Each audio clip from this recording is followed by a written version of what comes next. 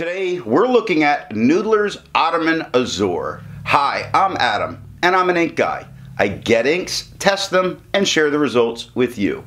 Now, Noodler's Ottoman Azure is a turquoise ink. To make sure I have a range of experience with this ink, I do the writing samples. I put the ink into a different pen for a day. I then put it into a Lamy All-Star with a 1.1 stub to take my notes for this video. Now before we get to the writing samples, let's look at the sciencey bits.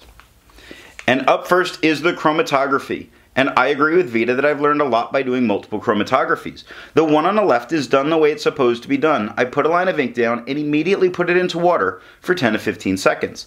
And we see a very light blue that's pushing its way up. Now that would make you want to think that that's just the watered down other blue, except the next color we see is a green. And then we see a darker blue on top, which is very interesting. So it's two different blues and a green to make this turquoise. The one on the right, I let dry for 10 minutes before I dunk it into water. Now there's a blue line that's very definite and there, with only 10 minutes of this sitting on the paper. I believe this to be the darker blue that's staying behind. The lighter blue pushes up immediately. We see a lot more of that green and a lot less of that dark blue at the top. Resistance tests are done to see how this ink can be expected to perform on the page, and more importantly, how hard it might be to clean from your pens. Now I let the smear dry for 3 days before testing it. Looking at the highlighter, oh my God! That is a train wreck.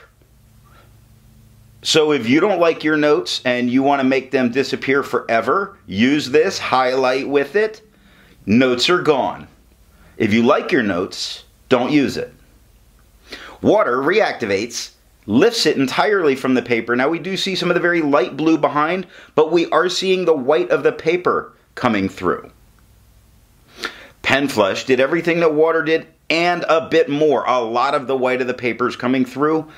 That's only 30 seconds that it was there. I really do think, even as well as water did, I believe Pen Flush is what's going to be needed to completely get this out of your pen without a problem. Now 1/3 bleach solution, as is normal, obliterated it. Took it completely off the paper, but there should be no need to use a 1/3 bleach solution. For the inks I've tested, I have found an average viscosity of 2.5, with the realm of normal being from 2.1 to 2.9. Noodler's Ottoman Azure has a viscosity of 2.5, making it not just normal, but average. To find my average dry times, I use my writing samples done with the extra fine and medium nib on Clairefontaine, Tomoe River, and Rhodia paper with the extra fine and medium nib. I almost forgot what I used. For the inks I've tested, I have found an average dry time of 17 seconds, with the realm of normal being from 13 to 21 seconds. Noodler's Ottoman Azure has an average dry time of 23 seconds, making it a slow drying ink. Perhaps not the best ink as a note taker where you might have to just turn the page. Now let's look at the writing samples.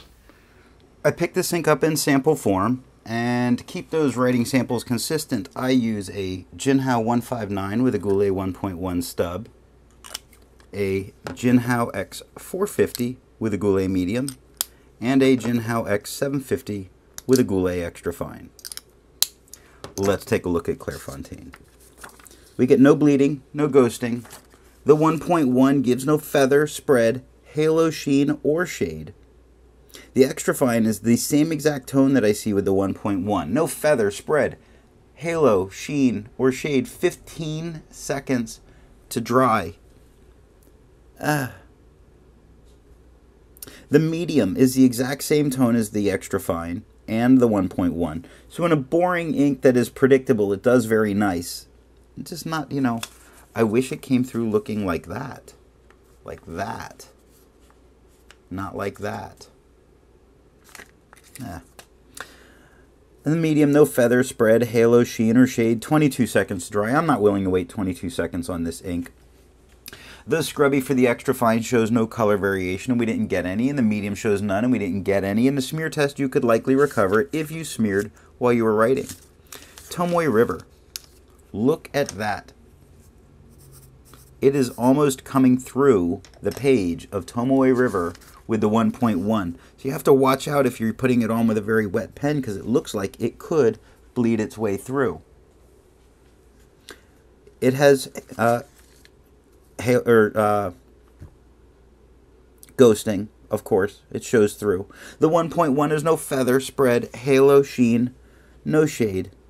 The extra fine is the exact same tone as the 1.1, with no feather, spread, halo, sheen, or shade, 23 seconds to dry. I'm not willing to wait that. But then the medium comes along. It's interesting because the tone changes a little bit. It actually gets just a hair lighter, and that hair lighter gives it something nice. The medium has no feather, spread, halo, sheen, no shade, 35 seconds to dry. But I'm looking at the tone difference between the medium and the extra fine, and this is nice.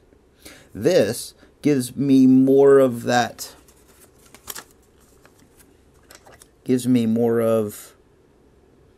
tone, which is between the super light and the super dark. See if we get it. Gives me more of that tone instead of that tone. Slightly different, so slightly different. But it can make all the difference in the world. The scrubby for both show us no color variation, and we got none. In a smear test, you could not recover it if you smeared while you were writing. Rhodia. No bleeding, no ghosting. The 1.1 has no feather, spread, halo, sheen, no shade. The extra fine is the exact same tone with no feather, spread, halo, sheen, or shade. It took 18 seconds to dry. The medium is the exact same tone with no feather, spread, halo, sheen, or shade, 24 seconds to dry. The scrubby for both show us no color variation. We didn't expect it. We didn't get it. In the smear test, you'd probably be able to recover it without any trouble if you smeared while you were writing. So yellow Rhodia, see what the tone of the paper does to the ink. It had no bleeding and no ghosting, which was basically expected. And here's the thing. That whole just a tad change in tone, this did it. Yellow paper, this looks good. White paper, eh. That's for me as a color. If you love it, I'm glad. Me, not so much. The 1.1 is no feather, spread, halo, sheen, no shade, but the color is much better. The same exact tone as the 1.1 with the extra fine, with no feather, spread, halo, sheen, no shade, 18 seconds to dry. But they both have a fantastic color. And then it gets even better on the medium, where it gets just a shade lighter, and wow, is it on right there. Yellow paper, it does it. I don't write letters in yellow paper. I do take notes for work on yellow paper a number of times. The medium has no feather, spread, halo, sheen, no shade. 24 seconds to dry. The scrubby for both show us no color variation. We're not expecting it. We didn't get it. And the smear test, you could definitely recover it if you smeared while you were writing. So this is P. Berger paper. It's a French rule paper. It's not meant to be able to use the back of the page. It doesn't have the ruling back there, which is a good thing because it bled like crazy. It does not touch the page underneath. It does not allow you to use the back of the page for anything. The 1.1 at the top, it has spread, it has feather, it has no halo, sheen, or shade. The feather's gross. The extra fine is the exact same tone. It has no spread. It has really a lot of feathering that's very small all over it. No halo, sheen, shade, 6 seconds to dry. The medium, the problems continue. The same exact tone. It's got spread, it's got feather all over the place. It makes it kind of blurry to look at. No halo, sheen, or shade, 9 seconds to dry. The scrubby for both show us no color variation. We didn't get any. And the smear test, you could not recover if you smeared while you were writing. Black and red notebook, no bleeding and no ghosting. The 1.1 is no feather, spread, halo, sheen, or shade. It took 8 seconds to dry. The medium is... I'm sorry, I just jumped around. The 1.1 has no feather, spread, halo, sheen, or shade. The extra fine is the exact same tone with no feather, spread, halo, sheen, or shade. 8 seconds to dry.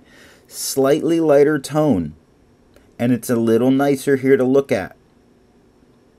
With the medium, no feather, spread, halo, sheen, no shade. 12 seconds to dry. Instead of being that super dark, it's that little bit lighter, and it's nice. It's really very nice. 12 seconds to dry.